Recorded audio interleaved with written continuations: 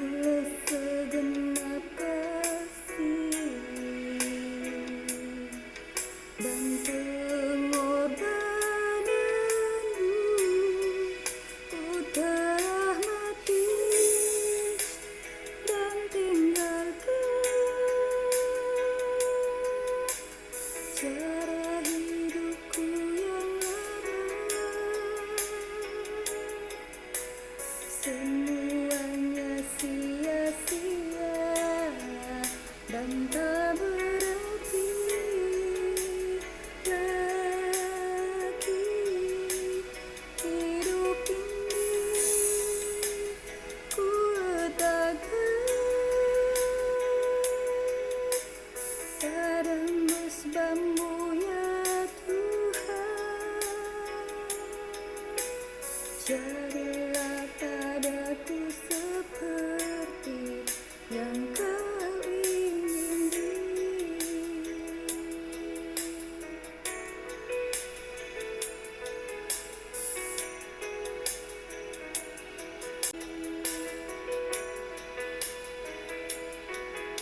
Sebab kamu tahu bahwa kamu telah ditebus dari cara hidupmu yang sia-sia, yang kamu warisi dari nenek moyangmu itu, bukan dengan barang yang fana, bukan pula dengan perak atau emas, melainkan dengan darah yang mahal, yaitu darah Kristus yang sama seperti darah anak domba yang tak bernoda dan tak bercacat.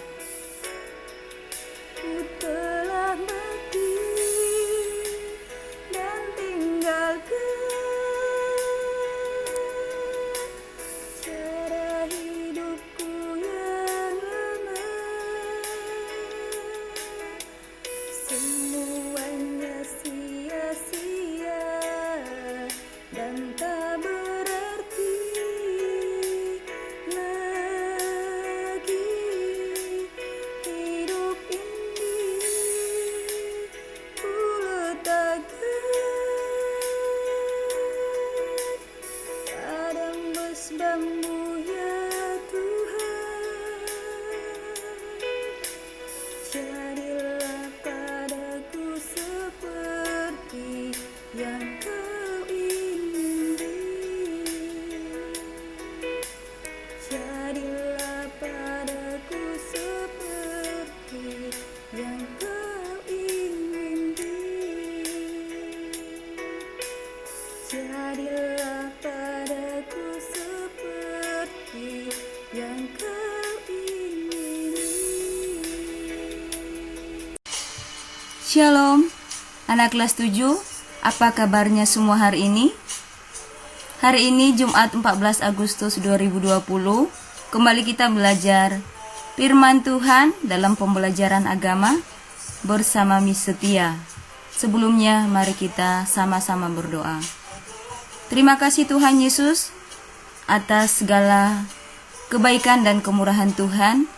Tuhan masih memberikan kami napas kehidupan hingga kami ada sampai saat ini menikmati berkat-berkat Tuhan. Sebentar ya Bapa, kami akan belajar kebenaran firman Tuhan.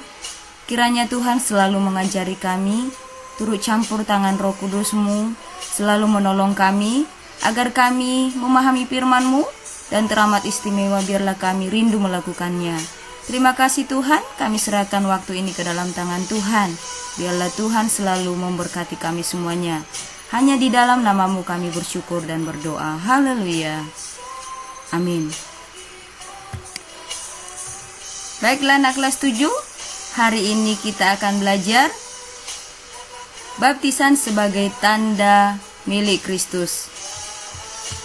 Baptisan berasal dari bahasa Yunani yaitu baptiso. Baptiso berarti menyelamkan atau mencelupkan. Adat istiadat Yahudi membasuh anggota tubuh dengan air sebagai simbol pembersih diri. Ini berkaitan dengan makna baptisan. Pengajaran yang dijelaskan oleh Paulus tentang baptisan, bahwa baptisan itu adalah tanda pertobatan ataupun lahir baru. Lahir baru.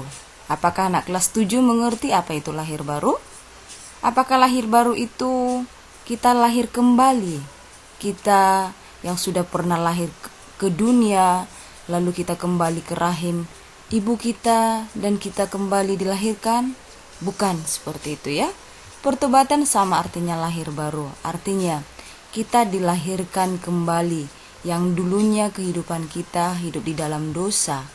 Karena kita sudah percaya kepada Tuhan Yesus Kristus, kita dilahirkan kembali, yaitu bertobat di dalam Tuhan ya. Jauh sebelum baptisan yang dilakukan oleh Yohanes Pembaptis, baptisan dalam pembasuhan dosa ini sudah dilakukan oleh Naaman. Ingat ya, Naaman, dia mandi di sungai karena dia sakit kusta. Yang di sana dia digambarkan juga sebagai pembasuhan dosa ya. Jadi sebelum baptisan yang dilakukan Yohanes Pembaptis ini juga sudah dilakukan oleh Imam Elisa ya, Nabi Elisa.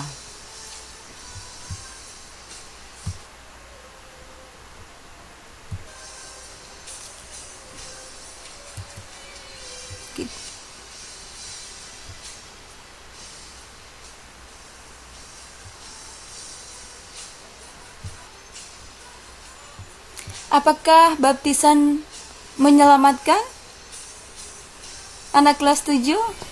Sekali lagi Miss bertanya, apakah baptisan itu menyelamatkan kita? Apakah dengan kita dibaptis lalu kita masuk surga? Nah, Miss jelaskan ya. Kita selamat, kita masuk surga. Itulah usaha yang telah dilakukan oleh Tuhan. Anugerah Tuhan yang terindah, yang terbesar yang diberikan kepada kita sehingga kita selamat. Bukan baptisan yang menyelamatkan kita. Baptisan itu, kelas 7, hanya sebagai tanda bahwa kita sudah bertobat, yaitu kita mati bersama Kristus dan bangkit bersama Kristus juga. Artinya apa? Jika seseorang mau selamat, tidaklah cukup hanya dengan minta dibaptis oleh pendeta. Tapi yang terpenting adalah kita mengenal Tuhan Yesus Kristus, menerima Dia sebagai juru selamat kita, serta hidup di dalam firman-Nya. Maka anugerah Tuhan berlaku atas kehidupan kita. Kita menjadi orang yang memiliki kehidupan kekal. Tapi untuk apa baptisan? Ya, baptisan itu sangat penting. Itu adalah sebagai tanda materai bahwa kita sudah menerima Tuhan Yesus, bertobat. Jadi anak kelas 7 paham ya? Baptisan itu bukanlah menyelamatkan, tapi baptisan itu adalah sebagai tanda kita bahwa kita sudah milik Kristus. Miss berikan ilustrasi. Kalau kita mau pergi keluar kota ataupun keluar negeri, tentu saja kita harus punya paspor ya. Atau mungkin kita keluar kota, kita harus beli tiket. Nah, baptisan itu diupamakan seperti itu. Baptisan itu adalah sesuatu yang penting, di mana kita sudah percaya kepada Yesus, bertobat kepada Yesus. Maka baptisan itu harus kita miliki, bahwa kita sudah menjadi milik Tuhan. Itu sebagai tanda kita menjadi milik Kristus ya. Jadi kelas 7 paham ya? Sekarang baptisan yang dilakukan oleh Yohanes. Masih ingat ya? Yang membaptis Tuhan Yesus adalah Yohanes Pembaptis. Di mana dibaptisnya? Di Sungai Yordan. Baptisan Yohanes mengarah kepada eskatologi. Eskatologi ini anak-anak adalah berbicara tentang kehidupan kita ke depan, kehidupan kita di masa yang akan datang. Ya, bagaimana tentang akhir kehidupan kita. Kalau di pelajaran teologi itu, eskatologi itu berbicara tentang akhir zaman juga ya. Jadi sangat luas ya. Yohanes Pembaptis ini membaptis, arah baptisannya itu karena firman Tuhan bagaimana kehidupan kita ke depan. Nah, sedangkan yang dilakukan oleh Nabi Elisa terhadap Naaman mengarah kepada pembasuhan dosa. Pembasuhan dosa ya. Pembasuhan dosa berkaitan dengan pertobatan, lahir baru ya. Jadi anak-anak paham ya, baptisan itu dilakukan ketika kita sudah percaya dan mengakui dosa kita. Baptisan itu bukan hanya sekedar dibaptis ya, bukan hanya sekedar dibaptis tanpa memiliki pemahaman yang sebenarnya ya. Baiklah, gereja dan baptisan. Gereja dan baptisan ada kaitannya ya. Apa kaitan gereja dan baptisan? Sekilas Miss mau jelaskan. Gereja itu adalah orang-orang yang dipanggil keluar dari kegelapan menuju terang. Gereja itu bukan gedungnya kelas 7, tapi gereja itu adalah pribadi kita sendiri. Ingat, gereja adalah orang-orang yang dipanggil keluar dari kegelapan menuju terang Kristus. Berarti di sini dikatakan ada lahir baru, pertobatan, dan dilakukanlah baptisan. Gereja itu memiliki sakramen, yaitu perjamuan kudus dan baptisan kudus. Dan yang sekarang sedang kita pelajari adalah baptisan ya. Gereja yang melaksanakan baptisan anak ada dalam Markus 10 ayat 14a, didasari ketika waktu itu banyak orang tua membawa anak-anak mereka kepada Tuhan Yesus, dan muridnya Petrus menghalangi, bahkan berkata, "Jangan mengganggu Tuhan Yesus. Tuhan Yesus sedang ada pekerjaan. Tuhan Yesus sibuk." Tapi Tuhan Yesus berkata kepada muridnya, "Jangan sekali-sekali menghalangi anak-anak itu datang kepadaku." Karena Tuhan Yesus sangat mengasihi anak-anak. Artinya apa? Tuhan Yesus memberkati anak-anak. Sehingga ada gereja yang menganut baptisan anak karena didasari firman Tuhan tadi ya. Baptisan ini ada yang dianut oleh gereja. Mungkin lebih tepatnya baptisan ini disebut kalau bayi ya, atau ini juga sering disebut pemberkatan anak. Nah, sejak kecil kita bayi, kita sudah diserahkan kepada Tuhan ya, diserahkan kepada Tuhan, diberkati di gereja ya. Dan ada juga gereja yang hanya menganut baptisan dewasa. Baptisan dewasa ini tentunya beda dengan baptisan anak-anak tadi. Baptisan dewasa ini dia dibaptis dengan air. Disinilah yang terjadi adanya pengakuan dosa, adanya pertobatan. Nah, seseorang dibaptis tidak langsung hanya main baptis begitu saja. Tetapi sebelum melakukan baptisan, seseorang yang sudah dewasa harus benar-benar percaya kepada Yesus. Dia harus belajar, memahami. Bahkan disebut di sini akan nanti dilaksanakan katekisasi tentang pembaptisan ya. Jadi anak-anak tidak semudah yang kita pikirkan. Baptis saya supaya saya menjadi milik Kristus. Itu salah besar ya. Nah, mungkin di gereja kita masing-masing ada yang menganut kedua hal ini dan ada juga hanya menganut satu ya. Tapi yang Miss tahu semua gereja memang memegang kedua hal ini, cuma caranya mungkin agak sedikit berbeda ya. Baiklah, anak kelas 7 kita lanjut kembali. Dasar baptisan. Matius 28 ayat 19-20, masih ingatkah anak kelas 7? Ini berbicara tentang amanat agung, perintah agung Tuhan kita kepada murid-muridnya. Ketika Tuhan Yesus naik ke surga, firman Tuhan yang terakhir dikatakan oleh Tuhan Yesus ketika kenaikan Tuhan Yesus adalah Matius 28 ayat 19-20. Di mana di dalamnya ada terdapat firman yang berkata, "Dan baptislah mereka di dalam nama Bapa, Anak dan Roh Kudus, dan ajarlah mereka melakukan segala yang kuperintahkan kepadamu." Nah, di sini ada kata baptisan. Tuhan Yesus meminta murid-muridnya untuk membaptis orang-orang yang mereka layani kepada Tuhan. Nah, di sini bukan hanya sekedar membaptis, tetapi terlebih dahulu mereka harus percaya kepada Tuhan. Bagaimana mereka percaya kepada Tuhan? Di sini ada kata ajar. Ajar melakukan segala yang kuperintahkan. Bagaimana caranya?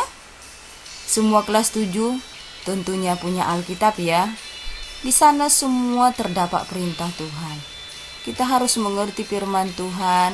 Setiap kali kita membaca firman Tuhan, kita harus belajar memahaminya.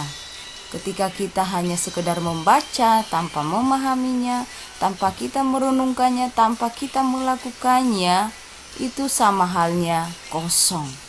Nah, ini dasar baptisan ya. Ketika Tuhan berpesan kepada murid-muridnya, baptislah. Ini yang dipegang ya. Kita berangkat kepada macam-macam baptisan. Anak-anak, mungkin anak-anak pernah menyaksikan di gereja atau mendengarkan baptisan selam dan ada baptisan percik, sama-sama menggunakan air. Pertanyaannya, mana yang benar, Miss? Baptisan selam atau baptisan percik? Di sini Miss-nya bukan menjelaskan salah atau benarnya, tetapi macam-macam baptisan ini dianut gereja masing-masing ya. Ada yang menganut baptisan selam, mungkin ada di beberapa daerah yang menggunakan baptisan percik. Tetapi Miss hanya mau jelaskan, kata baptisan tadi artinya baptiso dari bahasa Yunani, yaitu menyelamkan, menyelamkan ke dalam air ya. Artinya kita dicelupkan, kita diselamkan ke dalam air, artinya dosa kita itu ditenggelamkan, dikuburkan. Nah, kalau kita berangkat kepada pembasuhan dosa atau pertobatan, menenggelamkan atau menguburkan dosa, baptisan selam ini lebih tepat ya. Jadi dosa-dosa kita diselamkan. Juga paham baptisan selam ini jika kita mengingat baptisan yang telah dijalankan oleh Yohanes Pembaptis kepada Yesus. Tuhan Yesus juga menggunakan baptisan selam dari Yohanes Pembaptis. Baptisan percik ini juga menggunakan air. Tetapi kalau kita menghayati kembali kepada arti baptisan sesungguhnya, lebih tepatnya adalah baptisan selam. Sama-sama kita harus tahu ya. Jadi ketika kita nanti dibaptis, kita sudah dengan bijak ya memahami baptisan yang mana yang alkitabiah yang harus kita ikuti. Tetapi di sini Miss-nya bukan berbicara tentang baptisan percik itu tidak benar, bukan seperti itu ya. Ini hanyalah cara orang dalam pemahaman mereka dalam menjalankan baptisan itu di dalam gereja masing-masing. Yang terpenting bagaimana kita percaya kepada Tuhan Yesus Kristus, bahwa Dia membaptis kita di dalam roh dan kebenaran. Baiklah anak kelas 7, demikian pembelajaran kita tentang baptisan hari ini. Kiranya lewat pembelajaran kita hari ini kita sudah memahami apa itu baptisan yang sesungguhnya. Baptisan yang sesungguhnya itu adalah di mana kita menerima, percaya kepada Tuhan Yesus Kristus. Kita mati bersama Yesus Kristus, dibangkitkan bersama Yesus. Artinya bahwa hidup dan mati kita sudah menjadi milik Kristus dengan cara kita melakukan kebenaran-kebenaran firman Tuhan. Ingat, baptisan itu adalah sebagai tanda bahwa kita milik Kristus. Demikian pembelajaran kita hari ini. Mari kita berdoa. Terima kasih Tuhan buat pembelajaran hari ini. Kami belajar tentang baptisan. Biarlah kami juga Tuhan boleh hidup percaya, bertobat di hadapan Tuhan, sehingga kami menerima baptisan-Mu ya Bapa. Kami menjadi milik Kristus di dalam hidup ini. Terima kasih Tuhan, ini pembelajaran kami.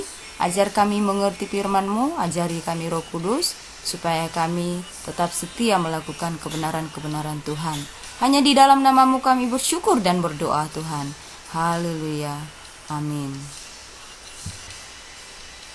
Sampai di sini anak kelas 7 pembelajaran kita hari ini.